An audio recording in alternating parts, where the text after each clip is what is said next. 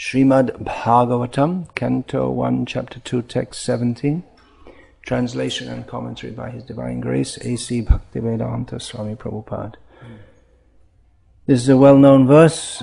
Those who know it may chant after me.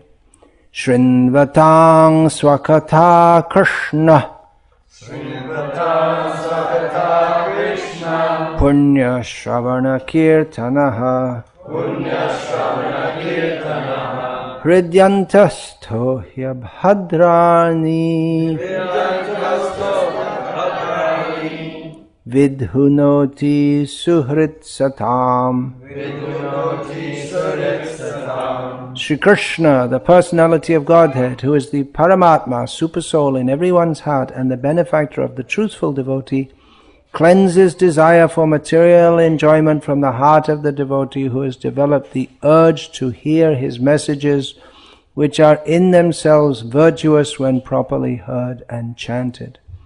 Purport. Messages of the personality of Godhead, Sri Krishna, are non-different from him. Whenever, therefore, offenceless hearing and glorification of God are undertaken, it is to be understood that Lord Krishna is present there in the form of transcendental sound, which is so powerful, which is as powerful as the Lord personally. Sri Chaitanya Mahaprabhu in his Shikshashtaka declares clearly that the holy name of the Lord has all the potencies of the Lord and that he has endowed his innumerable names with the same potency. There is no rigid fixture of time, and anyone can chant the holy name with attention and reverence at his convenience. The Lord is so kind to us that he can be present before us personally in the form of transcendental sound, but unfortunately we have no taste for hearing and glorifying the Lord's name and activities. We have already discussed developing a taste for hearing and chanting the holy sound. It is done through the medium of service to the pure devotee of the Lord. The Lord is reciprocally respondent to his devotees. When he sees that a devotee is completely sincere in getting admittance to the transcendental service of the Lord and has thus become eager to hear about him, the Lord acts from within the devotee in such a way that the devotee may easily go back to him. The Lord is more anxious to take us back into his kingdom than we can desire. Most of us do not desire at all to go back to Godhead. Only a very few men want to go back to Godhead. But anyone who desires to go back to Godhead, Sri Krishna helps in all respects. One cannot enter the kingdom of God unless one is perfectly cleared of all sins. The material sins are products of our desire to lord it over material nature. It is very difficult to get rid of such desires. Women and wealth are very difficult problems for the devotee making progress on the path back to Godhead. Many stalwarts in the devotional line fell victim to these allurements and thus retreated from the path of liberation. But when one is helped by the Lord himself, the whole process becomes as easy as anything by the divine grace of the Lord. To become restless in the contact of women and wealth is not an astonishment, because every living being is associated with such things from remote time, practically immemorial, and it takes time to recover from this foreign nature. But if one is engaged in hearing the glories of the Lord, gradually he realizes his real position. By the grace of God, such a devotee gets sufficient strength to defend himself from the state of disturbances, and gradually all disturbing elements are eliminated from his mind. Om Jnanatirmirandhasya Jnananjana Shalakaya Chakshurunmilitam Yena Tasmai Shri Gurave Namaha Nama Shreshtham Manamapi Shatchiputra Matra Swarupam Rupam Tasya Gajamurupurim Bhaturim Goshtavatim Radha Kundam Girivaramaho Radhika Madhava Samprapto Yasya Pratita Kripaya Shri Gurun Tannatosmi Vandeham Shri Guru Shiyataf Padakamalam Shri Gurun Vaishnavangscha Shri Rupam Sagrajatam Sagarna Raghunatam Vitam Tam Sajivam Sadvaitam Savadhutam Parjana Sahitam Krishna Chaitanya Devam Shri Radha Krishna Padan Sahagana Lalita Shri Vishakhanvitascha. Hare Krishna, Krishna Krishna, Hare Hare, Hare Rama, Rama Rama, Hare Hare. This well-known verse is a recommendation for hearing about Krishna. There are many such recommendations within the Bhagavatam and glorifications of the process of hearing about Krishna. In this verse, specifically, it is stated that one who hears about Krishna is helped by Krishna, inasmuch as Krishna, who is antastha, hridyantastha, he is situated within the heart of every living being. He cleanses the inauspicious things from within the heart, because he is the very best friend of the sincere devotee. So it is a recommendation to hear. And within the Vaishnava culture of India, or we may say more broadly the bhakti culture, because bhakti within the Hindu cultural context is often understood to be broader than strictly Vaishnavism. It's just so we have Guru Bhakti and Shiva Bhakti. Actually, Bhakti that means specifically for Krishna, but within Hinduism, many of the words, the meanings get altered, and so hearing, the process of hearing from the Puranas about Krishna and his avatars is very much part of the culture. Even Mayavadis,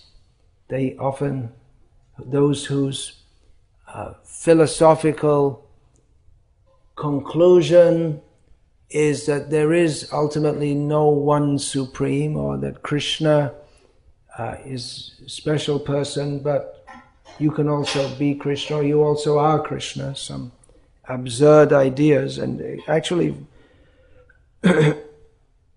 very completely anti-devotional ideas. They often like to speak on Krishna, and some of them are very expert in what appears to be a very devotional way, but it's not at all devotional. It's very sinful. But all these speakers, just 2 days after I arrived back in India, in a few days, I'm scheduled to go to Govardhan, the town of Govardhan, which is, of course, a great place of pilgrimage, Vaishnava pilgrimage. And regularly in Govardhan we see many posters advertising upcoming or ongoing kathas. Katha means, and in Vrindavan, on the road into Vrindavan, you'll see so many kathas advertised by various brands of Vaishnavas, maybe Vaishnavas, and maybe not Vaishnavas also. But we know that the kind of katha they speak, generally it's Bhagavad Katha, speaking from Srimad Bhagavatam in Vrindavan and Govardhan. And they'll speak from Bhagavatam, but there's certain verses they won't speak. Just like, for instance, a few days ago on Radhashtami, I was in Miami and speaking on the transcendent nature of the relationship between Radha and Krishna. I quoted several times a verse from Bhagavatam that Srila Prabhupada often quoted, Pungsastriya mithuni bhavametam tayaraho hridaya grantimahu. What's next? Atah griha kshetra sutapta vitaya janasya moho yamaham mameti. To contrast the completely pure the nature of the relationship between Radha and Krishna, I contrasted that. It should not at all be mistaken for the mundane attraction between male and female, which is the very basis of material existence, which forms a hard knot of attachment within the heart that causes one to become progressively attached to home, wife, wealth, children, relatives, money, and in this way this increases one's illusion in the material world in terms of I, me, and mine. A godbrother of mine who was present in that lecture told me afterwards that he hadn't, in that temple which he's been regularly attending for the last 20 years, he hadn't heard that verse quoted. So the professional speakers on Bhagavatam, and it seems maybe, at least in ISKCON Miami, and maybe other places also, they don't discuss such topics. They like to discuss the topics from Bhagavatam that are very pleasing. And why not? Because it states here that by hearing about Krishna, the heart is cleansed. But practically speaking, then the question may come, then why, such a nice verse, and Prabhupada, he could have spoken about the nectar of hearing about Krishna, but he brings in all this stuff about women and wealth, how they bind attraction to that, causes fall down, and why discuss it? It's not there in the purport at all. In the verse itself, there's nothing about women and wealth. So why bring in all this nasty stuff? Why not concentrate on the positive things? And why myself, also having chosen this verse to speak on, why am I talking about that? I could have spoken about the first part of the purport in which Srila Prabhupada speaks about the holy name of Krishna. Yeah, kindly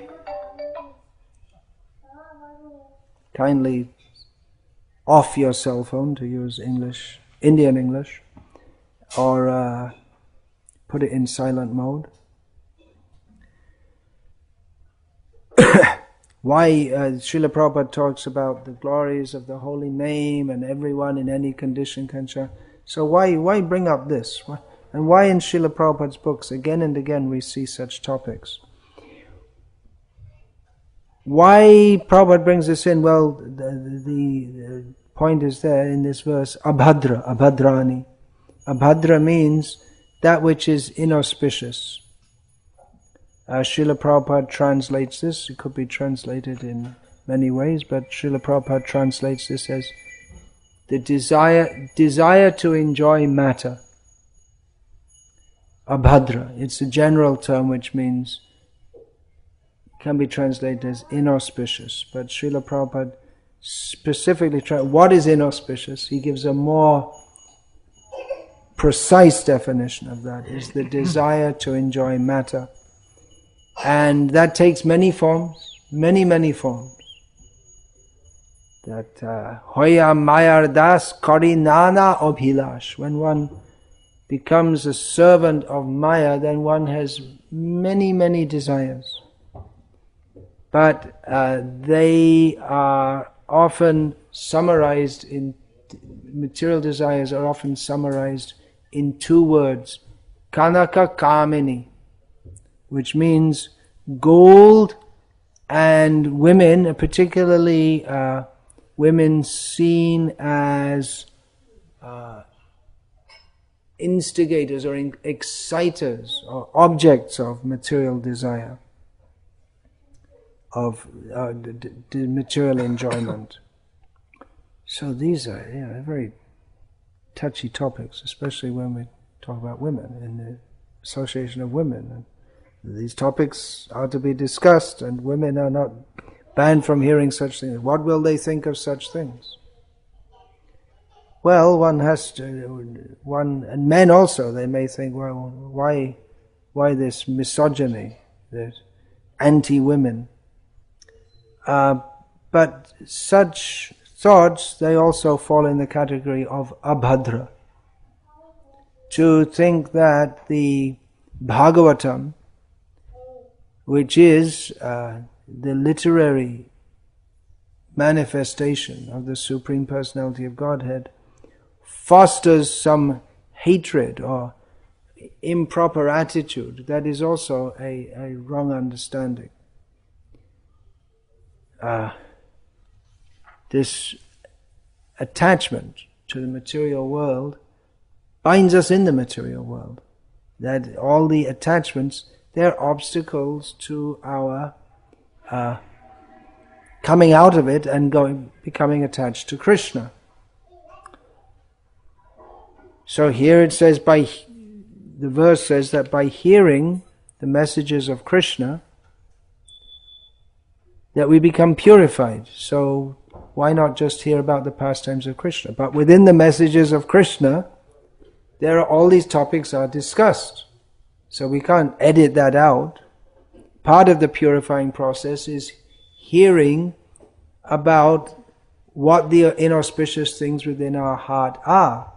And actually that is required, because we see that persons who attend such functions as these kathas, professional kathas, they are very pious people, no doubt, and they hear about Krishna, but they don't hear these parts about how we have to go beyond material attachments, and therefore they don't become free. We see they don't become free from material attachments. They have bhakti, but it is the kind of bhakti that Srila Bhaktisiddhanta Saraswati Thakur described. It's comparable to getting into a boat at night, rowing all night, expecting to reach your destination, and in the morning seeing that you're at the same place despite so much hard work, because you never untied the boat from its mooring. So you're doing bhakti, but you're not going anywhere. And that is called Shrama eva hi kevalam. You did work, that's all. That's all you can. Well, I worked hard all night. The boatman may say, where's my payment? You should pay me. Well, we didn't go anywhere, but I worked hard all night. But he doesn't get paid, because it's just, all he can say is that I worked hard all night, and that's as far as it goes. Because, what is that? Dharmasvanushtita pungsang vishvaksena kataso yaha notpadiyad yadiratim shrama eva hi kevalam. If one doesn't get a taste for hearing about Krishna, then even if one is very pious, then it's just, you're doing your duty, working hard, but that's all. So you may say, well, we do have taste for Krishna, otherwise why are you hearing about Krishna? Otherwise why are we going to all these kathas? But then you can't chop Krishna. I like Krishna's smile, but I don't like his arm, so chop off the arm. That's not a good proposal, is it? There's the chakra that may come cut off my head, so cut off the arm. So if we like to select from Bhagavatam, we will hear, we like the nice things, but we don't like the nasty things. Then that is actually offensive, and it's not sincere. This word is given here, satam prasangam mama virya samvida. We're supposed to hear the Bhagavatam in the association of satam, which Srila Prabhupada translates as sincere, serious. Those who are actually fully interested in sat, that which is true, pure, real, they must be uninterested in asat. You can't have sat and asat. You can't be a pure devotee and a materialist also. So one should clearly understand what is the difference between sat and asat, and Krishna has very kindly manifested himself as the Srimad Bhagavatam to help us understand what is sat and asat. And if we don't like to hear that, that means that actually we're not sat, we're not really interested in serving Krishna. We have the pious propensity to enjoy hearing about the pastimes of Krishna, but not the fully sincere propensity to become fully free from all material contamination. So, here it is stated that wealth, women and wealth, these are obstacles. Attachment to them are obstacles on the path of self-realization, which is why, actually, that's well known in Hindu culture, or at least used to be, until all these opportunistic so-called gurus took over or became prominent on the scene. On this, that was well understood, and that's why people often think that, well, to make spiritual advancement you have to take sannyas. That's actually Shankaracharya's program. That real advancement, you don't really make any advancement, any real spiritual advancement, unless you take sannyas. Spiritual life starts with taking sannyas, and according to their understanding, dandagrahena matrena naro narayana bhavet. Sounds very lofty, doesn't it? It's completely nonsense. It means that simply by accepting the danda, the stick of a sannyasi, a man, Nara, becomes Narayana. Dandagrahena matrena naro narayana bhavet. Srila Prabhupada would say, kick them in the face with boots. For such a rascal idea. So that idea is, but actually much of what Shankara says is correct also. Srila Prabhupada stated that up to the point of liberation, the Mayavadi philosophy and that of the Vaishnavas is the same. Culturally, it's largely the same.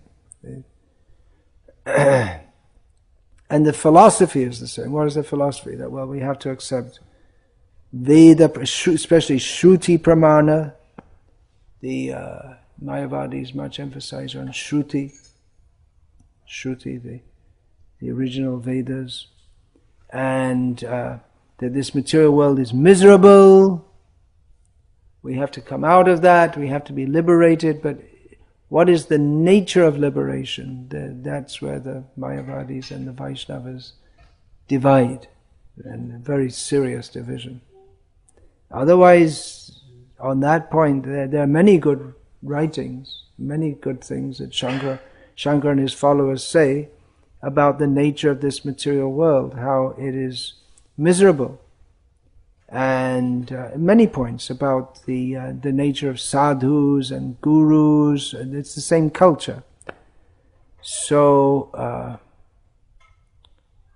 this Kanaka Kamini, that those Vaishnavas and Mayavadis, they all accept these are, the attachment to that is women, well, wealth, gold specifically, and women, attachment to that is the cause of binding in this material world. So then, if Vaishnavas agree on that also, Chaitanya Mahaprabhu also said, what is that? Nishkinchanasya bhagavad bhajano unmukasya parang param jigamesha bhavasagarasya. What's the next line? Ata yoshitam, ata vishayanam yoshitams cha ha hanta hanta visha bhakshanato piya sadhu. that for one who is seriously aspiring to cross over the ocean of birth and death, and particularly one who is in the renounced order of life, to Ata Vishayanam Sandha, even to see a materialist, as Srila Prabhupada sometimes translates this as a pounds, shillings and pence man. So, or to see one who is interested in material enjoyment, or one who is attached to women, it is worse than drinking poison. So for us, Chaitanya Mahaprabhu demonstrated this, that when one of his associates, Haridas, Chota Haridas, Chaitanya Mahaprabhu could understand that this Haridas, although he was a renunciant, he had harbored, even briefly in his mind, some attraction for women. And Chaitanya Mahaprabhu said, "Get out, don't remain with me." And he wouldn't let him come back. And after 1 year, Haridas drowned himself. Chaitanya Mahaprabhu got the news, he said, "Very good. Swakarma phala bhuk puman." He actually said that people, they get the results of their activities. Extremely strict. The Supreme Lord, who is so merciful, Chaitanya Mahaprabhu, he was so strict on this point. Another time, Chaitanya Mahaprabhu heard the singing of Gita Govinda, so nicely sung that he was running to embrace the singer because he thought it so nicely sung, and he was running through the thorn bushes. He didn't notice how he was so entranced by hearing that the thorn bushes were ripping his skin, but his servant Govinda could understand that this was being sung by a woman, and Chaitanya Mahaprabhu in his ecstasy, without understanding what he was doing, was going to go and embrace a woman. So Govinda somehow came behind him, and he must have also had his body ripped by the thorn bushes, and he grabbed Chaitanya Mahaprabhu and said, "It's a woman." And with the word woman, Chaitanya Mahaprabhu came to external consciousness and embraced Govinda and said, "Govinda, you have saved my life." So Chaitanya Mahaprabhu is very, very strict on this point. So then we may consider that, well, what hope is there for householders? Because they have to deal with money and women. This very meaning of a householder is to grihastha, is to have a wife, and when there's a wife, ato griha kshetra, even if one's a Vaishnava, then there is consideration of home, money, children, relatives, and with that comes the whole thing, social prestige and the anxiety of bringing money. A householder cannot but think of money. He has to, in the modern age especially. If you don't, then you're in a lot of trouble. You have to be, and it's not that easy to get. As the saying goes, money doesn't grow on trees. Only in dreamland. So what hope is there? But then we see Chaitanya Mahaprabhu, he had so many intimate disciples who were grihastas, including, actually it's stated there were the 3 Chaitanya Mahaprabhu's most intimate associates. Who are they? Rupa, Raghunath. Well, it's the 6 Goswamis of Vrindavan. They're all Tyaktva Turnamashesh Amandara Pati Shrening Sada Tucha. They left their aristocratic society. They were married, at least Rup, Sanatan, Bhatta Raghunath. He was ordered by Chaitanya Mahaprabhu not to marry. At least Rup Sanatan, they were married, they left everything. They left the society, but the 3.5 most intimate associates of Chaitanya Mahaprabhu are stated to be Swarup Damodar, who is a renunciant, Ramananda Rai, who was married, Shiki Mahiti was married, and the half is Madhavi Devi. So I may say, why half? I presume because Chaitanya Mahaprabhu being sannyasi, that even though Madhavi Devi was elderly and highly renounced, there's some restrictions in mixing like that. So, Grihastas are there. Srila Prabhupada often pointed out that in the 12 Mahajans of the 12 great authorities, or at least we can say the 12 authorities who are listed in Srimad Bhagavatam. And then, of course, there are so many more, but of the 12 who are listed, who are they? Swayambhu means Brahma, he's married. Narada is a brahmachari. So 1. And then Shambhu, Lord Shiva, is married, although he's so renounced also. Shambhu, Kumara, the Kumara there. So it's 2. They're not married. Kumara, Kapila, brahmachari. Manu, married.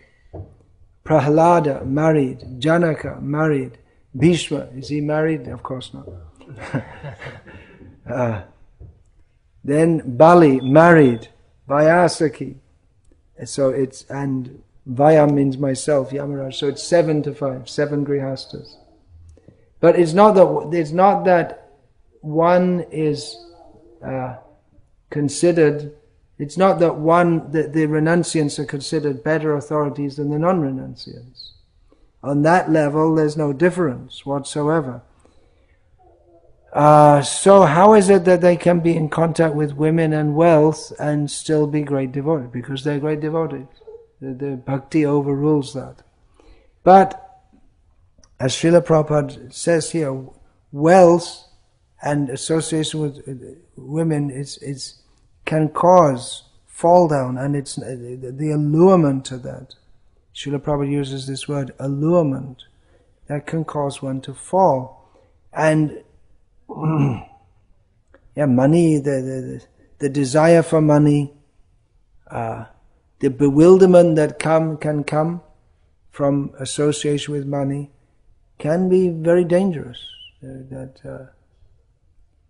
With money comes the opportunity for material enjoyment. It comes prestige. There comes a power or a sense of now I can do what I like. I have money, I can go where I like, do what I like, buy what I like. So it is intoxicating. The egoistic, it intoxicates the ego if one has much money. And even if one has a little money, again, how to spend it. The idea, it's my money that can be used to further my desires. So the desire for money and to actually have it is very dangerous. And women, desire for woman, of course, that term is used, kamini, that means one who excites material desire. For a woman also, although that's generally recommended that the woman should be attached to the man, especially if he's a devotee, that's very good for her spiritual advancement. But this, whatever way, man to woman, woman to man, if the attachment is material, that means if Krishna is not clearly in the center, if one thinks that a woman is for my enjoyment, or if a woman thinks the man is for my enjoyment or to facilitate my enjoyment, well, that's not Krishna consciousness. And that is the cause of fall down. So these are very dangerous. This should be discussed. See now for the last, during this lecture, why don't I talk more about Krishna? You may say, why not talk about Krishna? Why talk about women and wealth in such disparaging terms? Why not just hear about Krishna? And that will purify us, that's what's stated. But Krishna himself, as Srimad Bhagavatam, and as Shastra, and through the devotees, he makes these points also. So we require to hear and understand these points. And you may say, well, I'm a sannyasi coming in here and whipping the householders with these nasty words, but I also need to hear it. I also have to consider it. All of us have to. If we don't hear and consider these points, then it's quite likely that we're going to be rowing the tied-up boat.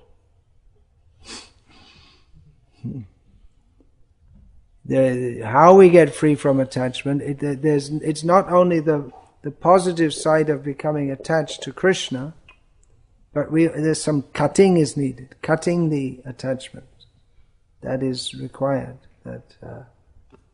That very verse is there that Tato du sangamutsraja satsu sajjeta buddhiman shanta evasya chindanti manovya sangam uktibihi. Krishna says to Uddhava that tataha, thereafter, or having, which refers to the previous verses, which states about the how one should understand how material existence is simply full of suffering. Therefore, one should give up bad association. Do sangha utsrija. And again, satsu, one who is sat, one who is very sincere and serious and wants to come to the actual position, who is actually intelligent. He should associate with devotees, with saintly persons, who, what will they do? First of all, Krishna says, they will cut the attachments of our mind, our mental attachments, by their words. So, where will we hear this? Billy Graham's greatest person who ever lived in Charlotte, is it? The Wright brothers, they were also here. Right? So you have two great personalities. Two Wright brothers and one Billy Graham. Who else? Any other great personalities from Charlotte? Praveen Govinda. Jai! He's not from Charlotte. He's from... Where are you from? Ajmer, Rajasthan. And much travelled here and there. Surat, I first saw you first in Surat, then Indonesia, and now Charlotte. So, does Billy Graham say these things? That you have to cut your attachment to women and money? I don't think so. Most of these Christian preachers, they actually say that if God answers prayers, so you can go to God and pray, give me lots of money. That's considered very proper and respectable, especially within much of the Protestant tradition. Isn't it? In the Protestant ethic, which is what's called the Protestant ethic, which is quite opposite to how Jesus lived and what he taught. He said you cannot love God and love mammon. Mammon means material enjoyment. Their idea is that, well, the sign of God's grace on you is that you have lots of money. So you should be good and honest and work hard and pray to God, and God will give you lots of money. And if you're poor, that means you're not a good person. Good means to have money. So they don't preach like that. They don't preach like that. Who preaches like that? To give up attachment to material life. These modern gurus in Hinduism, they don't. They have all these personality development seminars which you have to pay. It used to be 2,000 rupees. I think it's more now. You know, these Sri Sri and all these. He's the most successful rascal of the modern age. He got his act down, how to cheat people. Little bhajan, little quote from the Upanishads, how to overcome stress and all this kind of thing. And people love it, and they give him tons of money, and he's doing great. The only thing is he's going to hell, and so is everyone who follows him. So he doesn't teach that. And then you have the hugging guru, and she doesn't tell you to give up material attachments. Who speaks like this at all? Well, Prabhupada speaks like this. He teaches us about Krishna, and he also teaches us that we have to give up. We can't get Krishna if we have attachment to the material world. Today is the appearance day of Srila Bhaktivinoda Thakur, and he gave many songs with this teaching also. Kam, Krodh, Lobh, Moha, Madadi, Abhishta, Ei Shab Na Chere, Kise Pabe Radha Krishna. Puts the whole thing about attaining to Radha and Krishna. He says that as long as we are absorbed in lust, anger, greed, attachment, envy, then as long as we do not give this up, as long as we don't kick this out, then how can we attain to Radha and Krishna? Is it possible? It's not possible. So this should be considered by all devotees.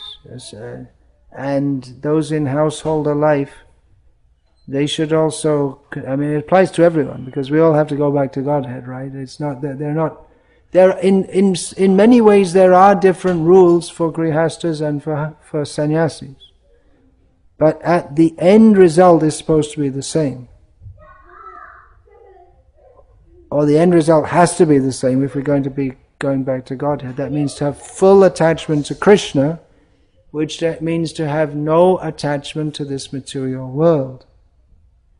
So within family life, Vaishnava family life, there's women, man and woman together, children, comfort, they're not required, they may do, but they're not required to live an austere life as sannyasis do, although as it happens in the modern world, because householders, they're very kindly, or they have the pious householders have the spirit of service to sannyasis. So often sannyasis, they live more comfortably than grihastas, although they shouldn't make arrangements for themselves to do so, nor should they be very eager to accept arrangements. Chaitanya Mahaprabhu also demonstrated that they shouldn't be very eager to accept facilities for their own personal comfort. Although again they may do specifically for the sake of preaching. We see that Srila Prabhupada, he had very nice quarters in many places, in London, in Melbourne, in Los Angeles, especially in London, and Melbourne also. The very nice quarters, and the devotees would invite prominent people of the materialistic society to come and meet Srila Prabhupada. If Prabhupada was in some ramshackle hut, they wouldn't be much inclined to come, but they were inclined to come. And then Prabhupada would preach to them. He didn't just chit-chat with them, he preached to them. So anyway, the point is, everyone has to become free from material attachments and fully attached to Krishna. So that is the ultimate goal. So householders, they have to consider these points also. These words may appear to be very harsh, but life in the material world is very harsh. And the illusion is to think that life in the material world is very nice. And that is the illusion that binds us in the world. And that can also, sannyasis can also fall victim of that. They may think, well, now so many people are worshipping me and giving me money, and so, yes, now I'm a success. So actually everything is very nice here. I have a very nice ashram, everything is very peaceful. Actually, it's difficult to find any peaceful ashram anywhere, because in Kali Yuga and in ISKCON or anywhere else, it's either a war against Maya, or Maya already completely took over. But if there's a war against Maya, it means it's not peaceful also. And if Maya completely took over, it may be peaceful, but uselessly peaceful. Dangerously peaceful. So, everyone should consider this. Therefore, Varnashram, there is Grihastha ashram, Vanaprastha, Sannyas. One should not remain attached to the comfort of home life forever. One who is desiring to go back to Godhead, householders should know also that I shouldn't remain attached to this. That doesn't mean that everyone has to take sannyas. It may be that in Vanaprastha life, or as soon as the children are grown up and able to look after themselves, then one can, husband and wife can together do full-time service in Krishna consciousness. It doesn't mean they have to separate necessarily. As Vanaprasthas, they can serve Krishna with and in full time. And then even there's husband and wife are together, but if they're fully focused on serving Krishna, then their life is perfect in all respects. But again, this point should be very seriously considered. How money that acts in such a way, there's something about it, even though the traditional term is Kanaka Kami. Kanak means gold. So Kali, the personality of Kali, of disruption, of sin, has entered gold. And money, after all, gold is just some metal. There's nothing specifically, it looks fairly nice, I guess, but not that nice, but there's something about it. Unless one is very spiritually advanced, if one comes into, just like if you get a gold necklace, there's something about it which it acts to pollute the mind. Anything valuable like that, or money, it's just, you see money, paper, just paper with 100 written on it or whatever. And you get, say there's a suitcase, you're given a suitcase full of money, or the prospect of winning $1 million in a lottery. There's something about that acts to incite material desire within the mind. I think we may all have experience of this, how Maya enters that. And we've seen many times, I've seen that on traveling Sankirtan parties, money is coming in, devotees are selling books, and it happens sometimes that a member of the party just runs off with all the money. He's there, been serving Krishna day in, day out, and somehow just the thought, maybe some Maya enters in his mind, and just he gone with the money. Why should he? He has the life, he has the philosophy of Krishna consciousness, the life of Krishna consciousness, but the little money, the idea that I can take this and enjoy. So it's very dangerous. Therefore, Srila Prabhupada actually said that all income in the temple should be banked daily. Why is that? Banked Well, there may be various reasons for that, but one reason is that it's a risk. Even for those who have dedicated their life to Krishna, then Maya is working more to pull them down. Generally, everyone is in Maya, avaranatmika. That means everyone, the potency of Maya by which everyone is covered. And they're not thinking of Krishna, they're just thinking of how to enjoy in this material world. But if someone tries to come out of Maya, then Maya has another phase, prakshepatmika, that is meant for kicking you back. So Maya works harder. If we work to become free from Maya, she works harder on us. So we should know then what we're up against, what are the obstacles, this material attachment, how it manifests. Manifests through attachment to women and wealth. So what's the solution? Use everything for Krishna. And don't keep money. At least Grihasthas should keep something. But for renunciants, they shouldn't keep money. Money comes, spend it. For Krishna. Don't keep it. That can be used for serving Krishna. Use it to serve Krishna. You're meant to serve Krishna. You're not meant for becoming a millionaire.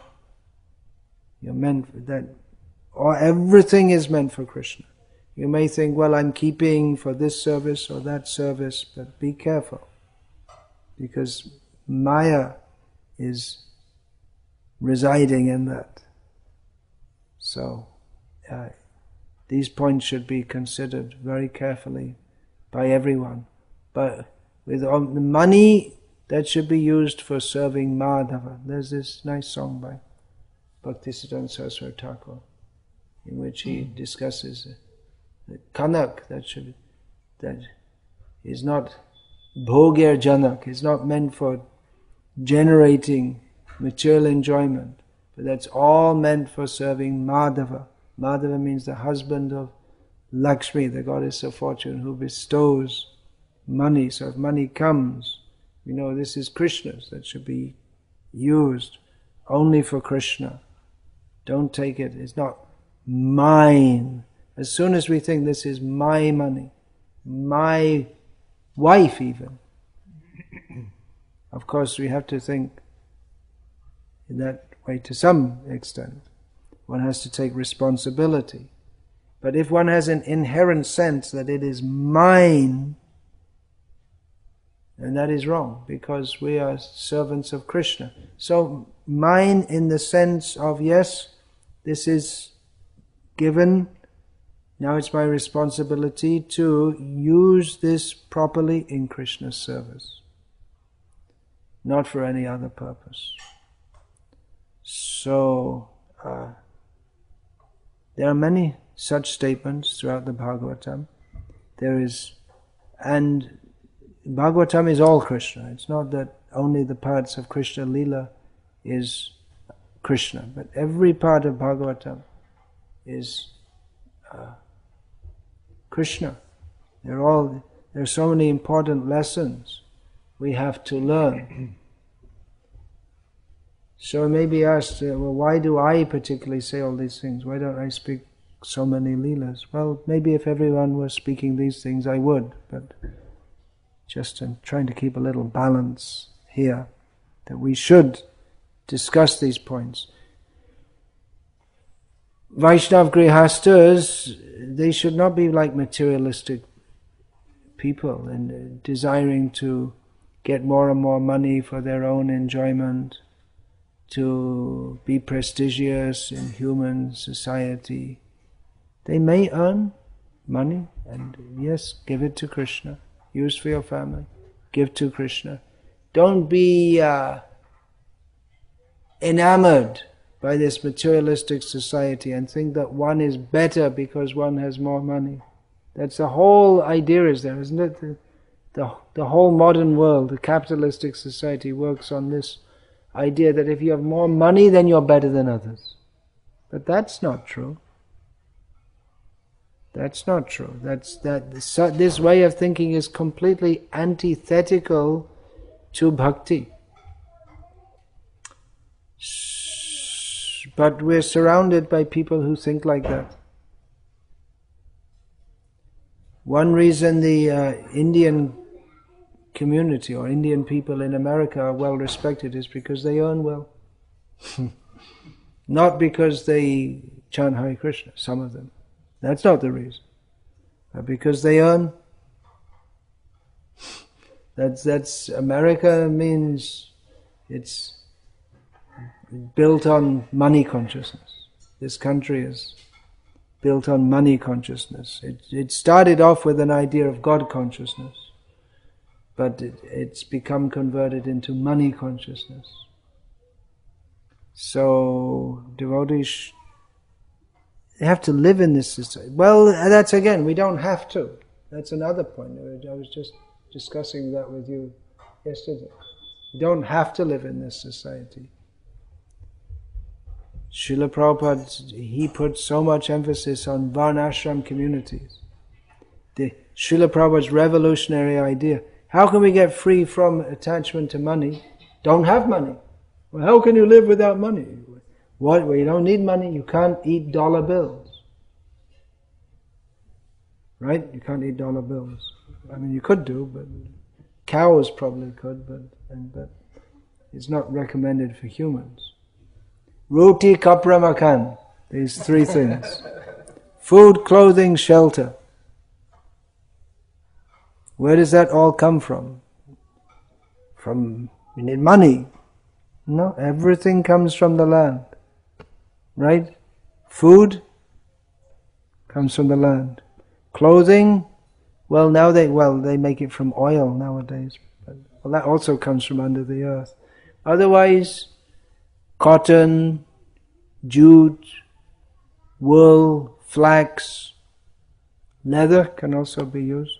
Vaishnavas don't generally, at least Vaishnava Brahmanas don't use it.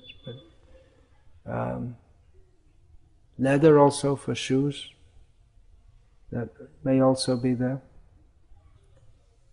Not from slaughtered animals.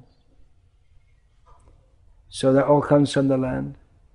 And housing, traditionally, housing is made, whichever area you live in, from local materials, either mud house or brick made from local materials, or stone or wood.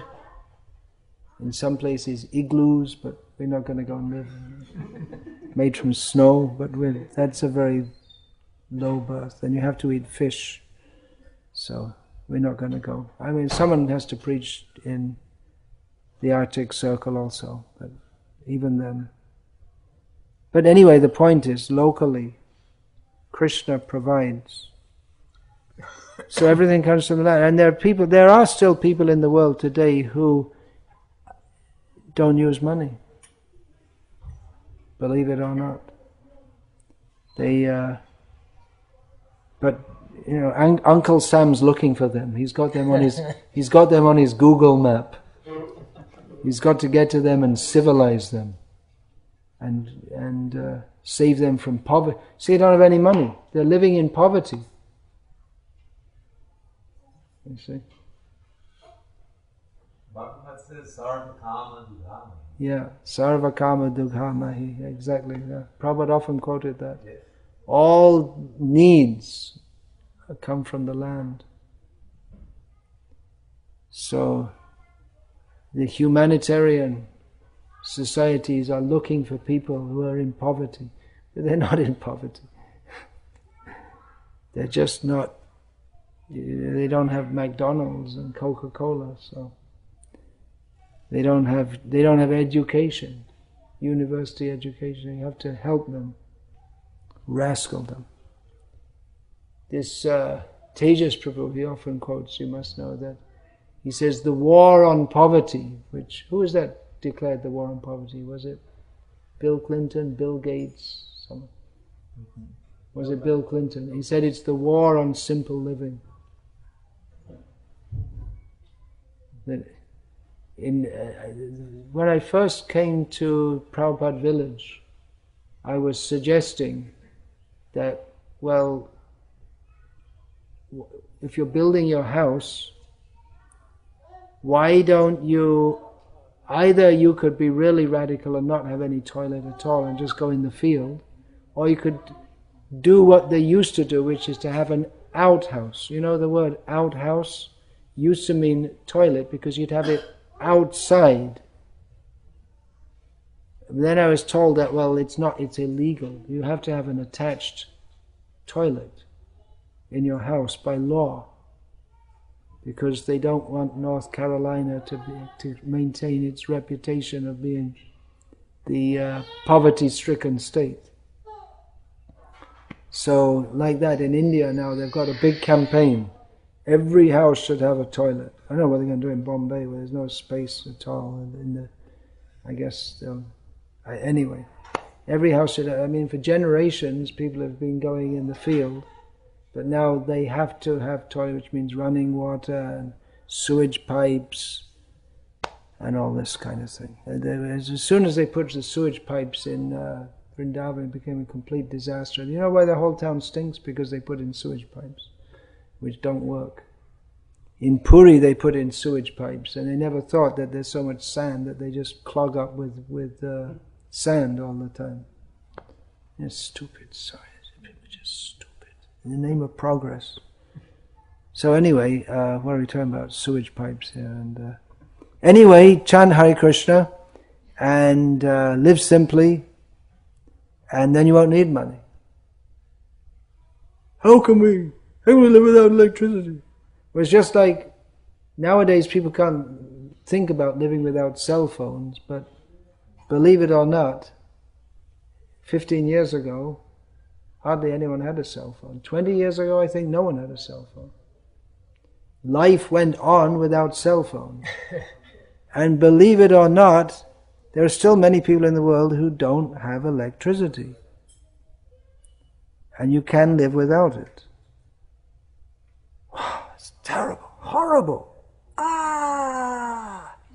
But Prabhupada was recommending it right here in America, and some devotees at least did used to live like that on Prabhupada's order. As soon as you get electricity, you have to pay the electricity bill, or you can put in solar panels, but then as soon as you have electricity, then comes the TV, and then bhakti is finished. Or your computer games, internet. I also use a computer. I'm also an offender, but I do use it for writing books. And I don't use it for computer games or for uselessly browsing the internet. So keep focused. Okay, I'm rambling off here and there, so on the subject of writing books, maybe we'll talk about those books. Any question, first of all? Question, comment, protest? No one, you're all very pious and polite, and no one ran out screaming.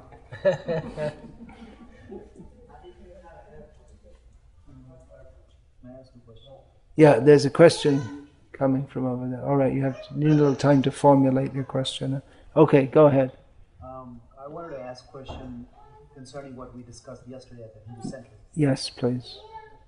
And Saudek Prabhuji knows, we discussed a little bit, but I'm still not following it, is that time and time we hear this story that some kid is, someone can recite their previous life. And Saudek Prabhuji told me about this boy who was born in Scotland, and he's talking about his previous life. Just one thing, please. For the sake of my recording, speak. Speak a little loudly so that okay. Don't speak to me, speak to, you see Gauranga Prasad standing up there? Speak to him. Great, yeah. Hare Krishna, Gauranga Prabhuji. My question is regarding some birth. Where you hear this story that these people will recite their previous life in great details, and I was doing a little bit of research on this boy who was born in Scotland, and he's talking about his previous life in some off of Scotland, some island there, and he was giving a lot of details about his life, where he was born, the house, everything, with great details, and a lot of scientists got very interested about this boy, and they went there to this place and they found these details were true. So my question to you is, why certain soul can recite such great detail and not others? What's going on? If you could shed some light on that, we'll really appreciate that.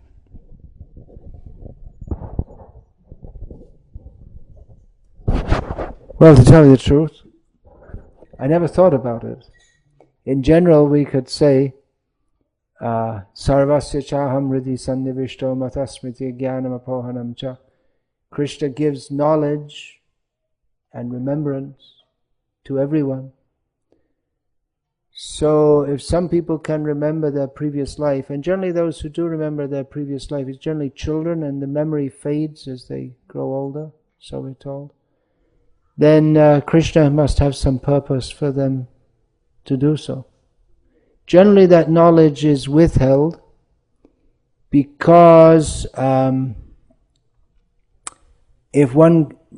comes to this material world with the idea of enjoying it. And if you remember how I suffered and I died and I got born again, that then the identification with the body by which one wants to enjoy this world becomes disjointed. But Krishna may give that memory to some for some particular purpose. It seems that in many cases, people who can remember, it's people who had sudden or violent deaths in many cases, which means that it seems that they never, even though they entered another body, they still, the cut-off from the other body it was so sudden that they didn't leave the attachment to that. I never thought about that. It's a very interesting question actually, but I cannot, maybe if I think about it more, Krishna may give me some knowledge. That often happens, and then I could answer that more fully. But just I could say that whatever we know and whatever we can remember is due to our past life. Krishna reveals. In other words, if I know something, if I have the ability to amass knowledge, that's Krishna gives that ability due to our past life. That if we're very pious in a previous life, we may be very intelligent in this life. So knowledge of a previous life, Krishna has some purpose in revealing that. We also see that some people are born genii. Is that the plural of genius? Geniuses?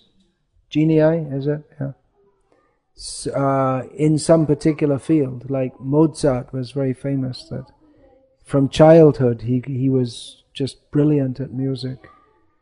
So that is understood to be from previous life. Srila Prabhupada said about John Lennon and George Harrison that he was a Gandharva in his previous life. So that we can understand. That's a somewhat related topic. Anyone else has any other thoughts on that? Why some people remember their previous life and others don't?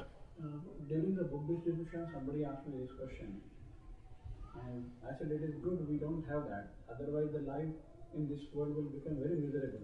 If I remember somebody cheated me previously, and I see that person, probably I'm going to go and catch hold of him.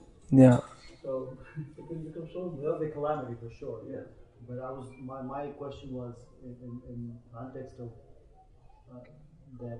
why this particular soul was able to remember everything, and you kind of touched base on that when violent death, that the transmigration may have some glitch. Or in this story that you're referring to, also the boy has a deep emotion. His mother thought the boy's going crazy. I have to bring him to this island, Bara. Exactly. To find out what's going on. Why is he so upset? Why is he crying? There's some deep emotional occurrence in his life. He's trying to sort it out. He went there afterwards, as you were saying. Mm. It all And that was stated. the kind of details he gave was absolutely true. Also, one more thing I feel. There are many cases like that. That Ian Stevenson, that one researcher, he documented many such cases. Yeah, this guy, there's a scientist, right?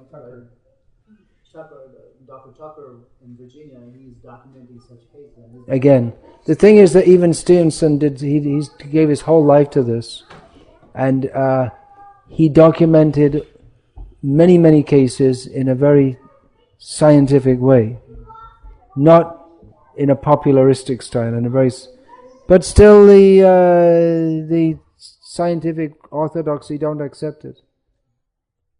So what can you do if people are deliberately refusing to accept?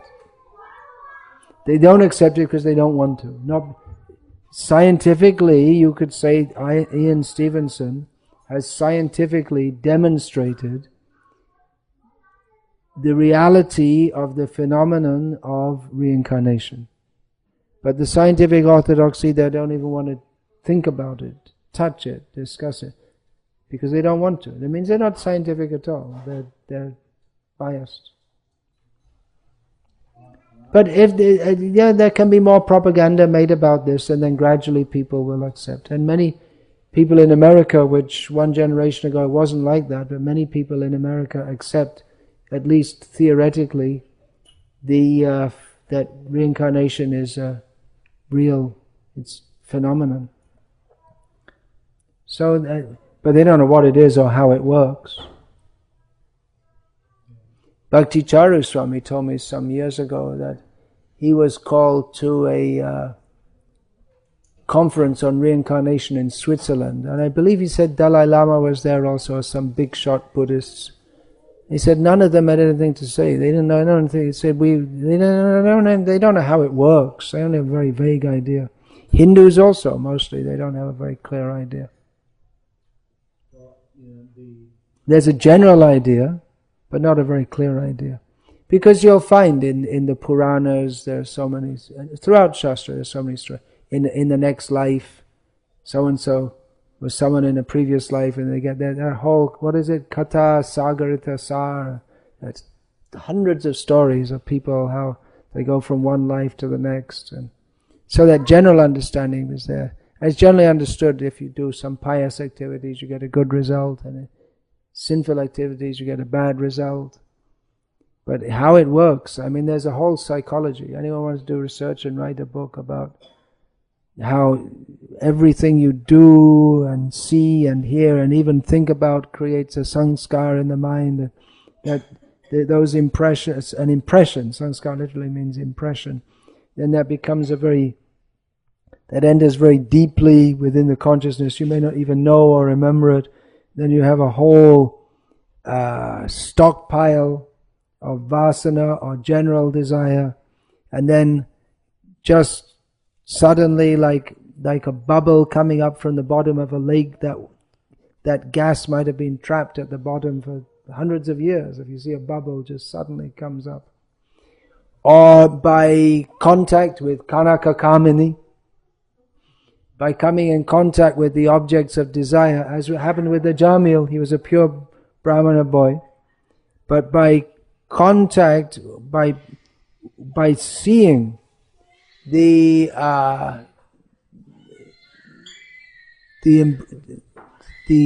low-class people embracing, the desire which was deep in his heart came out, became ignited, and he fell down from that. So you could write there could be a whole, and then by indulgence in that, then again he became entangled. So that could be a whole study. Suhotra Swami wrote a book, Vedanta Psychology. I would like to propose to him to make it seemed to be mostly for devotees, but if it could be very simply written. He had very good knowledge of mundane psychology. He had very good knowledge of so many things. So, if a book was systematically given. Bhagavad Gita is a great book on psychology. All you need to know is right there in Bhagavad Gita. That is, basically we have that. Dhyato vishaya pungsang sangasteshu pajayate sangat sanjayate kama kamat krodho vijayate. Krodho bhavati sammohat smriti vibhramaha smriti bhangshad buddhinasho buddhinashad pranashati. Great stuff, psychology. Then what is that? Shrotrang chakshu sparshang cha rasanam granam eva jayatistaya manaschaiva vishayanu anusevate. Yeah, so all these great stuff. How psychology, how the mind works, how we go from body to body, everything there. Vimurhananu pasyanti pasyanti jnana chakshus. We can see all this by the knowledge, with the eye of knowledge that Krishna gives. So we talk about knowledge empowering, but really, well, then the best knowledge is Krishna's knowledge, and that gives us the power to resist Maya. Otherwise, the so-called power that you get is just power to be manipulated by Maya. That's not power at all. It means that in the game that Maya is playing us with, we become a big puppet. That's all. I'm powerful. You become a big puppet. But the real power is the power.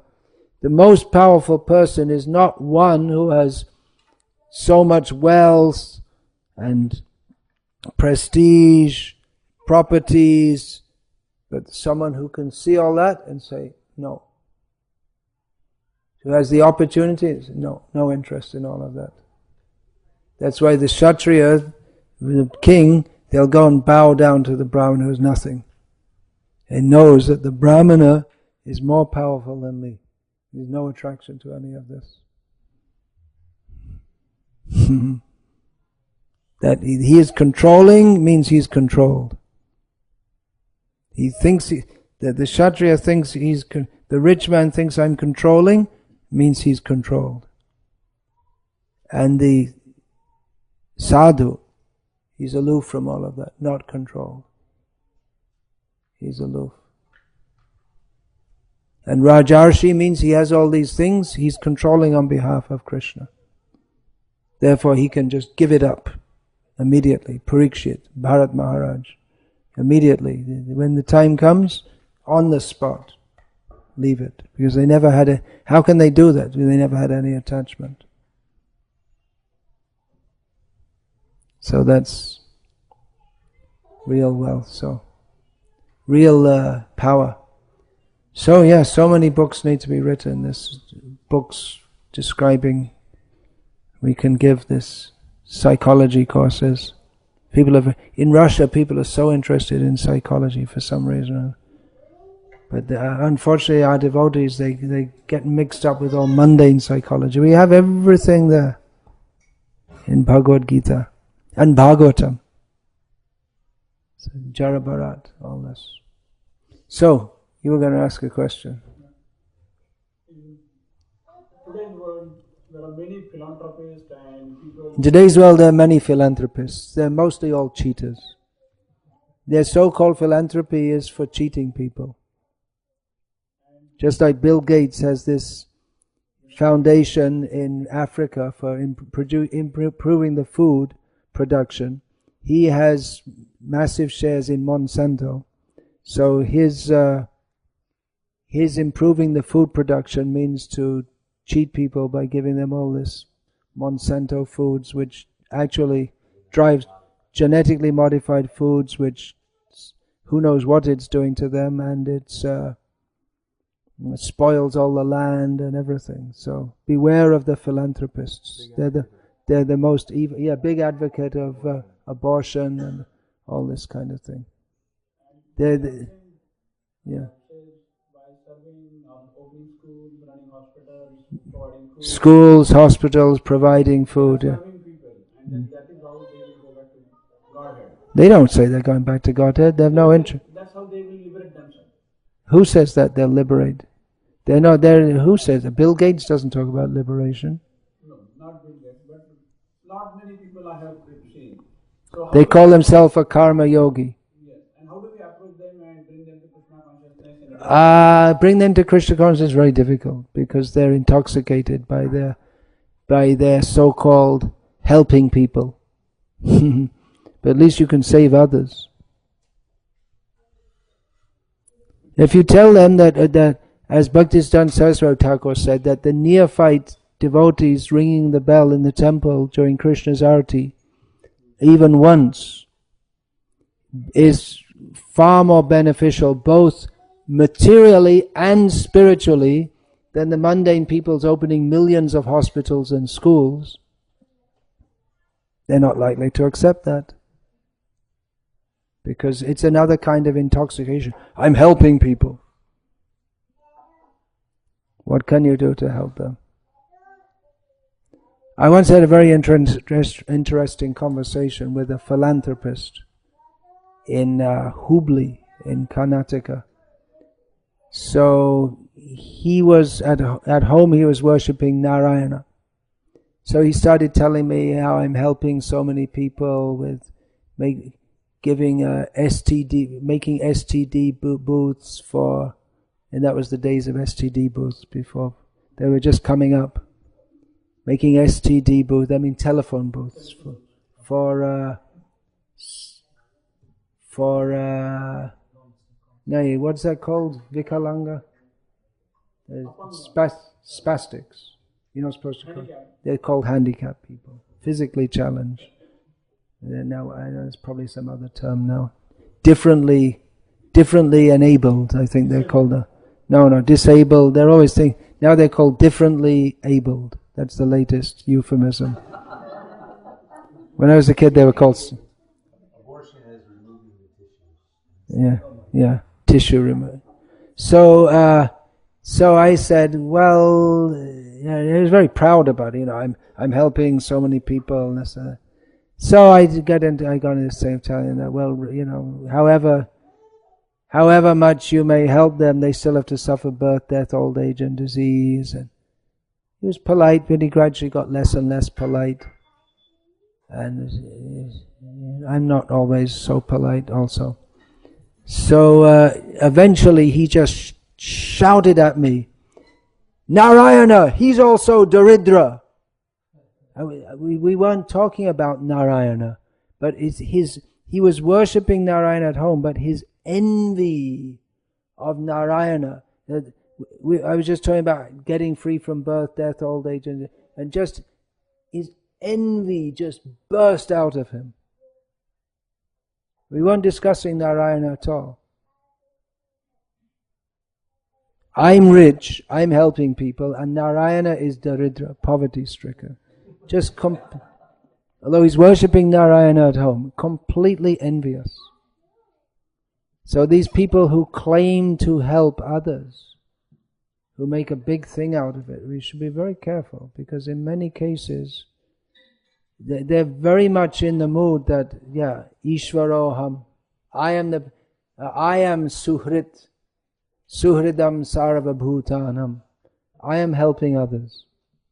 You see, God, He didn't help them. He made them like that. I'm helping them. This is their mentality. So we should be very careful. And many times these philanthropists, they have some other scheme also. It's actually some way to increase their own bank balance, or to make them look good in the eye. Just like you'll find in many cases that they make their money by exploiting people like anything, and then they do some charity to make them look good, make themselves look good. They're very eager to do charity for it makes them look good. Yeah. Like Microsoft, they earn billions and billions of dollars, and and what do they call that? Corporate responsibility, and they spend maybe 20 million or 100 million a year on some kind of charity which doesn't really help anyone anyway, but that's to make them look good. Corporate responsibility, as they're making billions and billions of dollars, making more and more useless operating systems and making a headache because they have to make more money. So they're making operating systems. Everyone hates them because you have to change and they're not better than the other ones. Anyway. Linux keys. We should all go over to Linux and put all these people out of business. Why don't we all do that? You have. You have to learn it, right? Oh, yeah, that's the thing.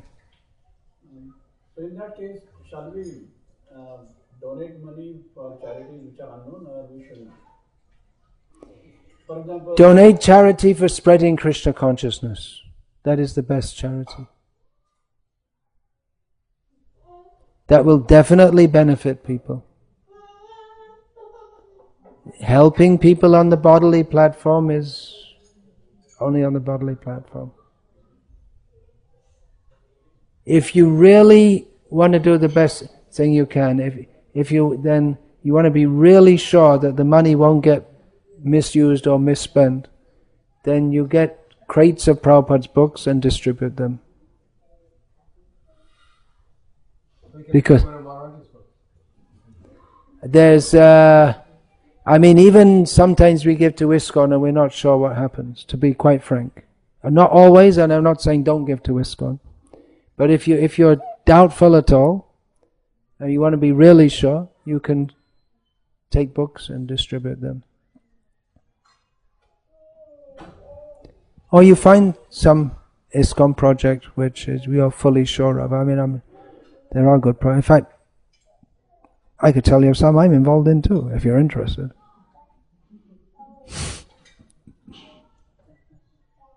But be careful also, because sometimes devotees, they do become disappointed. That may happen also. And some, you could say, misspending is inevitable when there's lots of money floating around. But, you see, there are many projects, but spreading Krishna consciousness, that is the need. That is the real need. Yeah, you're looking at your watch? What time is it? Yeah, okay, shall we finish then? Do we get a karmic reaction if we donate money and say somebody else away with that money and spend money on some bad things? If you give money for Krishna consciousness in all good faith, and someone misappropriates it for their sense gratification, they go to hell. You don't.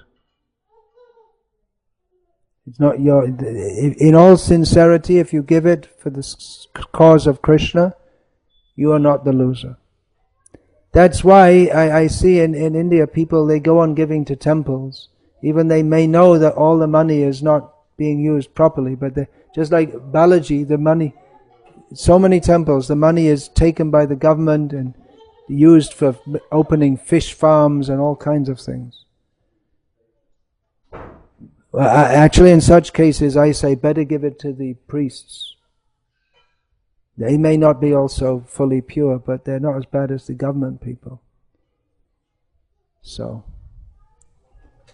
if you better give it to the priests, or better give Prabhupada's books to the priests. In fact, I had a very good experience the only time I went to Somnath, that we wanted to give some monetary contribution to the priest there. They said, "Do you have Prabhupada's books? Can you give us that instead? We want Bhagavad Gita as it is." That was very good. And then there are many things like that. Some devotees, they wanted to give me so many Bhagavad Gitas as it is. Bhagavad Gitas as it is. Bhagavad Gita as it is. Whatever. So yeah, I kept that for free distribution. So regularly when I'm in India, I visit various temples, Vaishnav temples, Shaiva temples, whatever. So give to the priests, and they often appreciate it.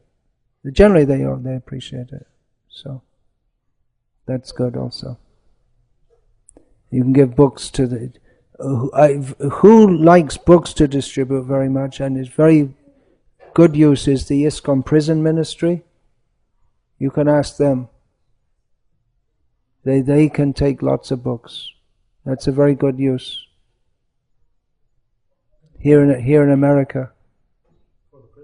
For the prisoners, yeah. Because they can't buy the books, so they really, and they often very much appreciate them more than others, and they have time to read it also. Like many people don't have time to read. So Hare Krishna. Hare Krishna. All glories to Srila Prabhupada.